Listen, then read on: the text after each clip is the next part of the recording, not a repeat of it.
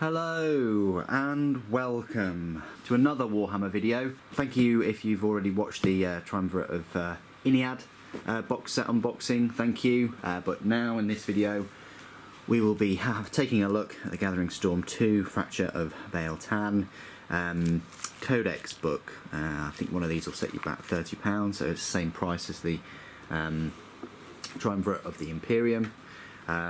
I've not even looked at the reviews, I've not even previewed it, haven't even sort of cheated and looked on the internet at releases of this codex. I mean, I have for the Custodian Guard. I've looked at the tanks and the new Sagittarium squad and the Dreadnoughts, but for this I have refrained. So this is all brand new to me, so if you've already done that, please, go easy on me. At least I sort of now understand how to pronounce things. Right, so lovely artwork, lovely quality to the book. Let's see, so you've got a nice sort of collection of Eldar, Harlequins and some Dark Eldar too. And these sort of homunculi, I think that's what they are, and they go really well with the Visarch. Then you've got the Incarn there, and you've got Ivrain there. Tita on the brink of extinction, and they've now just sort of created another god. So let's have a look. Wow! So you get this lovely artwork. Looks like Chaos attacking Biel-Tan craft world there. Just gives you an idea of the sense of scale of one of these craft worlds, with all these sort of Corsair ships, or whatever you want to call them, trying to defend it. And then you've got this piece of artwork here. You've got sort of Dark Eldar, Harlequin, and then Eldar sort of fused. Book 2 of the Gathering Storm. So the contents, you've got An Age of Dooms to Come, The Fracture, Descent into the Past, The Lost Hope of the Eldar, and The Rules at 102. So again, you've got a good 100 pages of backstory. So An Age of Doom to Come, so you've got a bit of the Death Watch, The Fracture.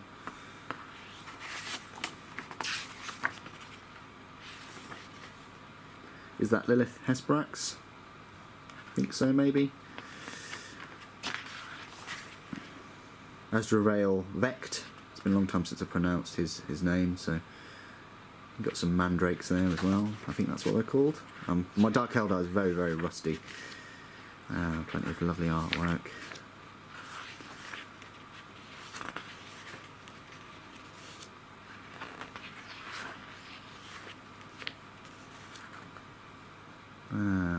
Is that a Demonette? And a Greater Demon.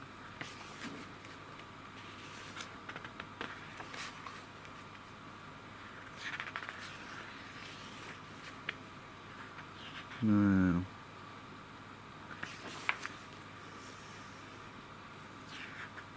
Is that Jane Czar? Can't.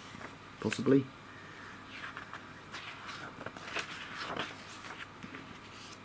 Wow, it's a stunning picture as well. That looks like a Manchicane there. The Fracture of Biel-Tan. Descent into the Past. You've got the Visarch there. Classic picture of the second to last Eldar Codex.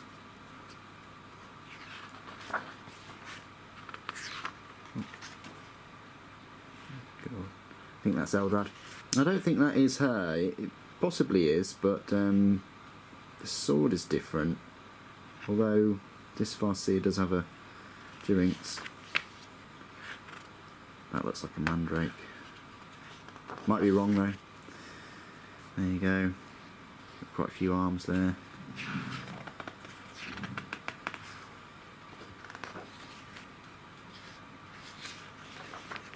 Wow, that's incredible. Look at that. Lovely piece of art. Huge. All these Harlequins. Fascinating. There you go, and there's a Demon of Slanesh. Very old models now though. Seriously need updating. and the last hope of the Eldar.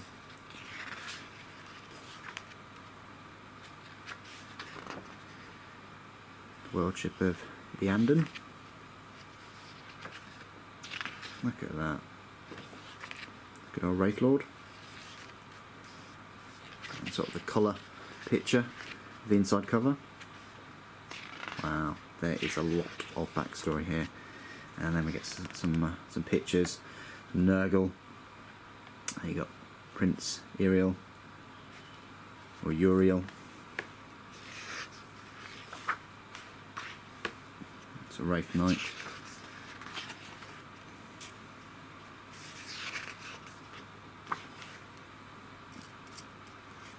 Some Harlequins kicking some Rubik Marines and Araman.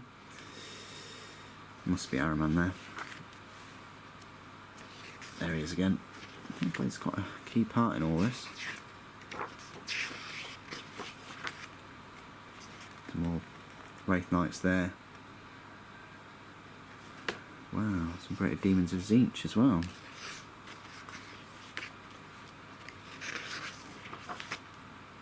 Oh.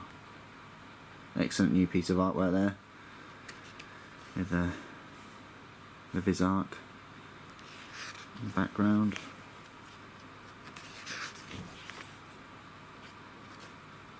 And we've got some pictures from the Heavy Metal team. Old model for Jane Czar now.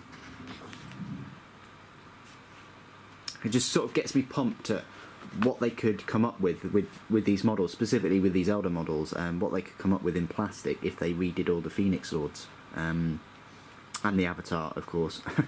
I think the Avatar's in Finecast, I'm not sure. Please do put in the comments if I'm wrong about that. But if you wanted to get an Avatar of Kane, I'd highly recommend the Forge World model. And get him with he's bigger, and get him with a sword or a spear. Personally, I'd go for the spear, but just because it's a bit more of a dynamic pose.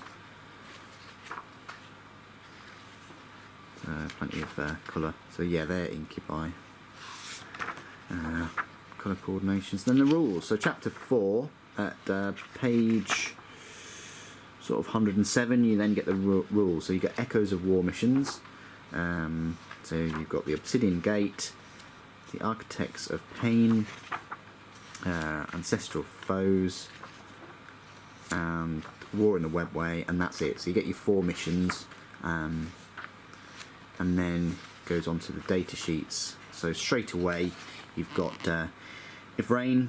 She's going to set you back 200 points. I'm not going to go too much into detail. I will in the review, but her weapon skill, ballistic skill is 8. Strength, toughness, wounds are all 3. Initiative 8. 4 attacks, leadership 10. Her save's only 6+. However, she does have a rune suit, so she gets 4+ invulnerable. Then she's got this Jirinx Familiar. You get D3 extra warp charge points. She's Psyker, Mastery level 2, and her sword, the artifact of the Inari, is the Kavir, the Sword of Sorrows. The blade's razored kiss turns its victims to ash. Gives a +1 strength, so yeah, she's strength 4 then. But it's AP 3 melee and it's instant death, so pretty decent. AP 3 doesn't really matter, it's instant death anyway. And then you've got the Vizark, 150 points. Weapon skill and ballistic skill is actually not as good. Initiative's not very good either at 7, but he does get the 4 attacks, and he does get a save of 3, and he's Eternal Warrior. They're both Eternal Warrior, by the way. If he's with Ivrain, you can choose for Ivrain to pass Lookout Sir rolls automatically, and then just allocate the wounds to him. That's pretty cool. And then also he gets Warlord traits. His sword is the Asuvar, the Sword of Silent Screams. It steals foes' voice and life alike. Strength 2 +2, so his strength 5's AP is better at 2, melee, silence, and 2-handed. So silence just means that enemy units within 3 inches of him use the lowest leadership characteristic in the unit rather than the highest. I'd rather have instant death, but there you go. And the Incarn, weapon skill, massive weapon skill of 9. Is the Avatar 10? can't remember. Ballistic skill is 7. Strength toughness is 6. He's got 5 wounds, initiative 10, 6 attacks, leadership's 10, and he's got a 3+ save. He's an Eternal Warrior. Does he get an invulnerable save? Well, he's a demon, so does that make it invulnerable?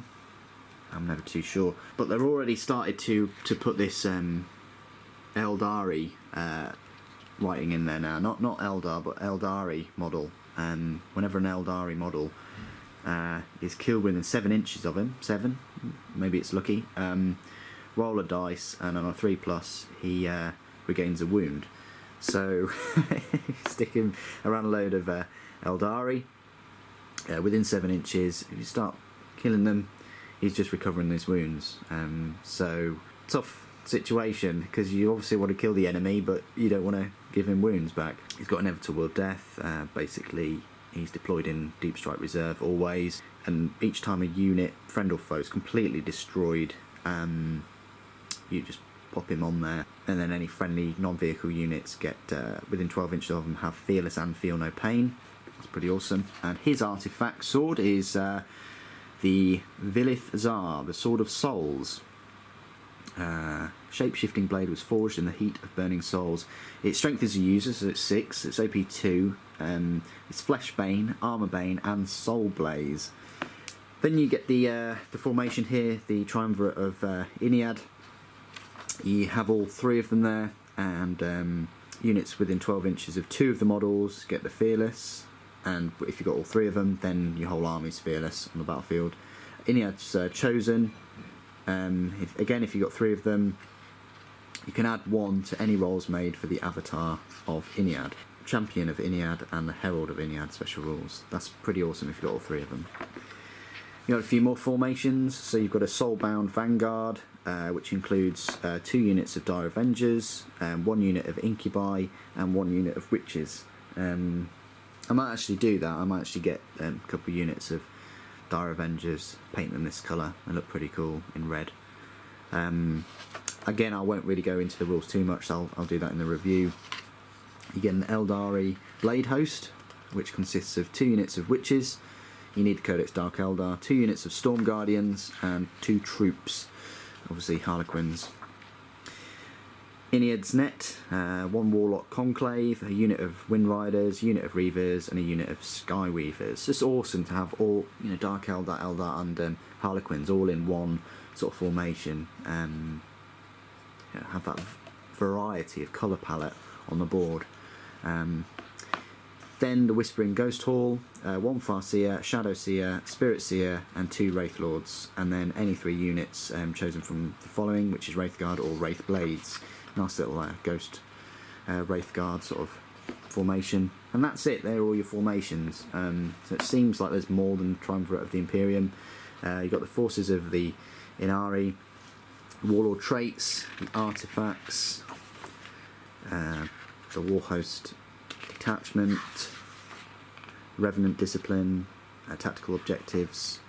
Then you've got this little extra bit at the back, forces of Ulthway. So you've got Black Guardians, 110 points. I think they're selling them at Games Workshop, but I think all they are is just a box of Guardians that you painted black. I don't think there's anything sort of special about them. They've got shuriken catapults and plasma grenades, and 2 of them can have power swords, and any of them can replace their catapult with pistol and close combat weapon for free. Then you've got some Black Guardian Wind Riders, Black Guardian Viper Squadron, and Black Guardian Warwalkers. And then you've got a little armoury of Ulthway, and then a photo at the end. So that is it. That is my first look at the Gathering Storm 2 Fracture of Biel-Tan. Looks like a very decent book. Obviously, really nice to have the rules to go with the models, and a huge amount of backstory there. No doubt the third book, the third Gathering Storm book, will have an awful lot, and it will be mainly sort of Space Marine based, I would have thought, just judging by the 3 models that are going to come with that book. Pretty sure they'll probably have a Gathering Storm 4. I mean, why not have Abaddon and then his demon demon chaps. I don't know how many parts of this there will be, but definitely next month it's been confirmed that we're going to have some Space Marine goodness. So, thank you ever so much for joining me today. Thank you for watching. The Emperor protects.